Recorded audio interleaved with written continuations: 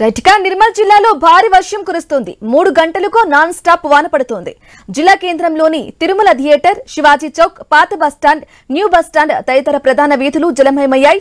ఇక మధ్యాహ్నం వరకు పొడిగా ఉన్న వాతావరణం ఒక్కసారిగా కుండపోత వర్షం కురవటంతో రోడ్లపై చిరు వ్యాపారులు, గణపతి ప్రతిమలు విక్రయించే విక్రయదారులు నానా అవస్థలు పడ్డారు. ఇక భారీ వర్షాల నేపథ్యంలో జిల్లా ప్రజలు అప్రమత్తంగా ఉండాలని ఇప్పటికే జిల్లా అధికారులు ఆదేశించారు.